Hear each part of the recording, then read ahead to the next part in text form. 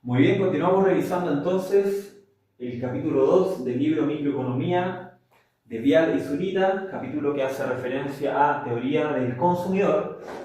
Y como vimos anteriormente, llegando a la descomposición de Slavsky, expresada en elasticidades, donde cada elasticidad la vamos a entender como el cambio, o la derivada más bien, de la demanda con respecto a un cambio en el precio multiplicado por el precio que está cambiando en este caso y partido por dicha demanda.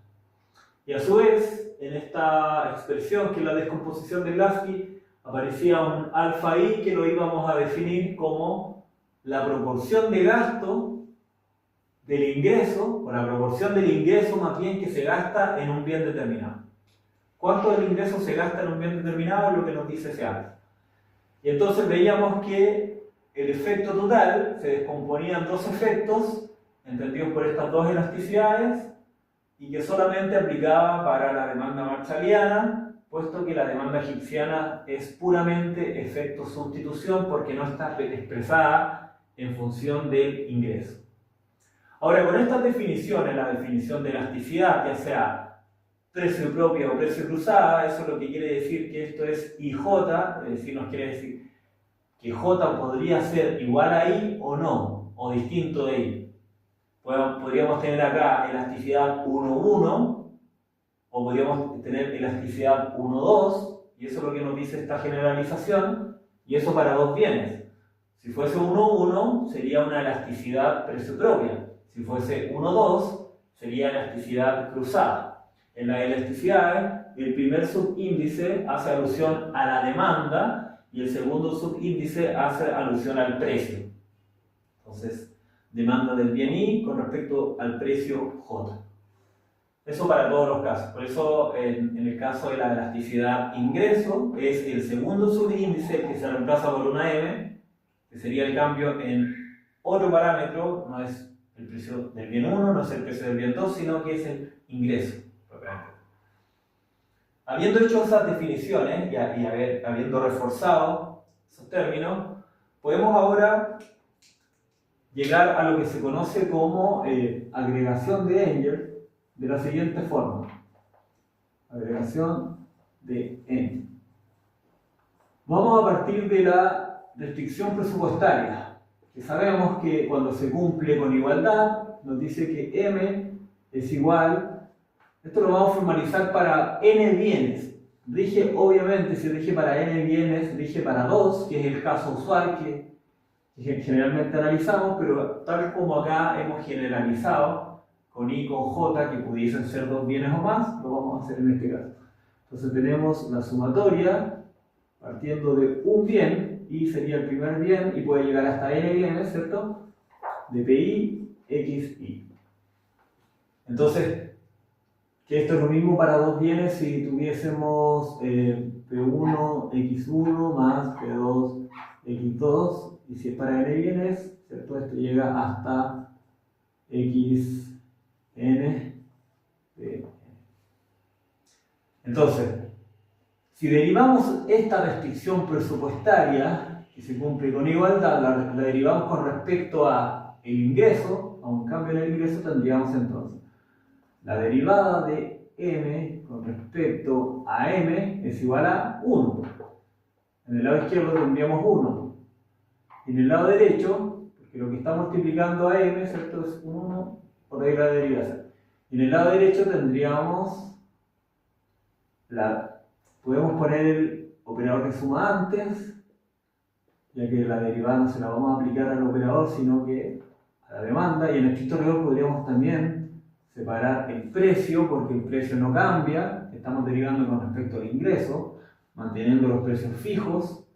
Por lo tanto, donde sí aplicamos la derivada en estricto rigor es en la demanda, del bien 1, 2 o n. ¿Qué era lo que es? Aquí es donde se aplica la derivada de m. Entonces, la derivada de una constante es la constante, y como estamos asumiendo que PI está fijo, ya sea P1 o P2, se asume como constante y pasa anterior multiplicando a la derivada.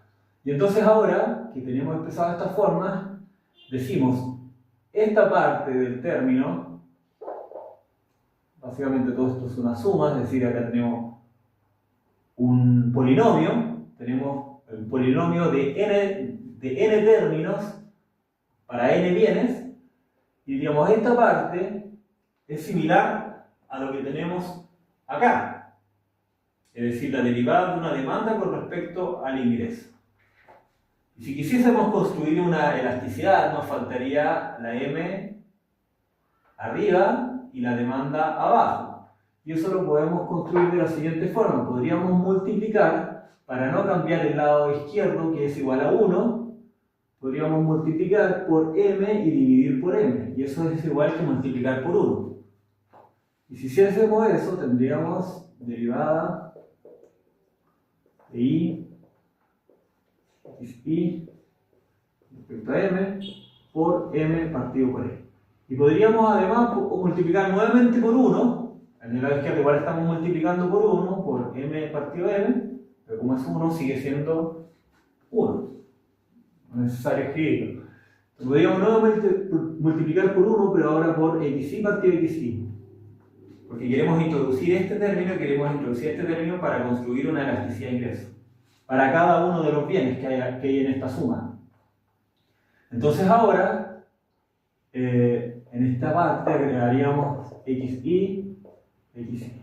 Nuevamente, acá también lo estamos haciendo, pero como es igual a 1, desaparece.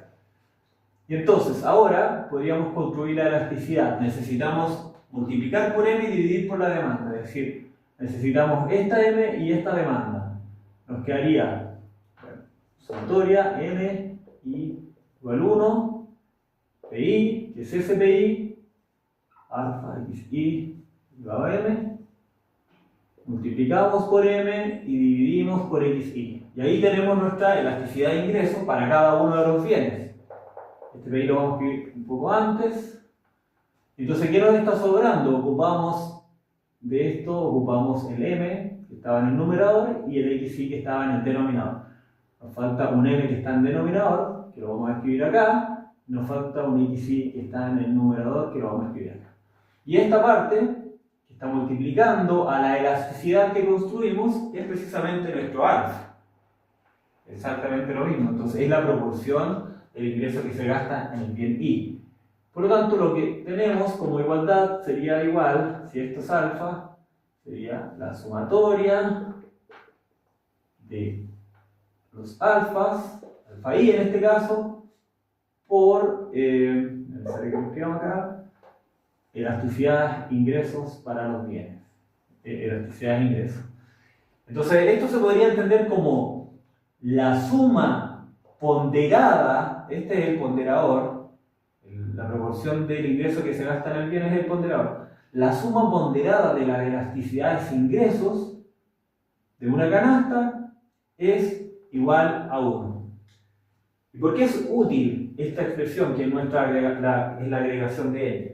Porque nos dice, si sabemos que la elasticidad, como vimos en el video anterior, si la elasticidad de un bien, la elasticidad ingreso de un bien es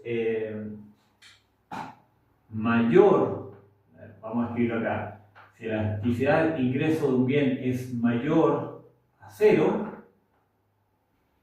esa nos va a estar hablando de que es un bien normal.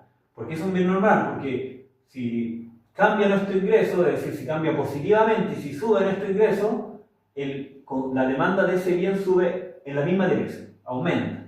Si cae el ingreso, cae la demanda del bien. Si sube el ingreso, sube la demanda del bien y así se comportan los bienes normales. Ahora, si esto es mayor a 1, decimos que va a ser un bien de lujo. Es decir, se sobrecompensa el aumento del ingreso en la demanda de dicho bien. Entonces, bienes normales, bienes de lujo son elasticidades de ingreso positivas. Pero también podemos tener casos de elasticidades negativas, y una elasticidad negativa sería un bien inferior. Pero también tenemos el caso de una elasticidad igual a 0, elasticidad ingreso igual a 0, y ese sería un bien neutro. ¿Y qué es un bien neutro? Es básicamente un bien que no cambia su demanda con un cambio en el ingreso.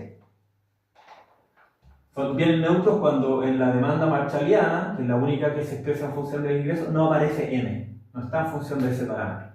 No hemos hecho todavía derivación de demandas marshallianas o higsianas de alguna función de utilidad donde nos permita llegar a un bien neutro. En este caso ambos bienes son normales, pero lo haremos en videos posteriores. Entonces, manejando la definición de bien neutro, decimos, gracias a la agregación de Engel, que no podríamos tener una canasta de n bienes, usualmente usamos 2, donde todos los bienes sean neutros. Porque eso nos diría que este término es igual a 0 para todos los bienes, y 0 multiplicando lo que sea, sigue siendo 0, y entonces tendríamos 1 igual a 0. Y 1 igual a 0 no se cumple, entonces sería, no se cumpliría la agregación de Engel, y por lo tanto nos dice, necesitamos que si tenemos un bien normal, o sea, un bien neutro, donde para uno de los bienes la elasticidad de ingreso es 0, entonces para el otro bien la elasticidad de ingreso debiese ser 1. Necesariamente, si es que fuesen 2 bienes, porque solo así se cumpliría esta agregación. Entonces ese es quizá el principal aporte, la principal intuición que podemos extraer de la agregación de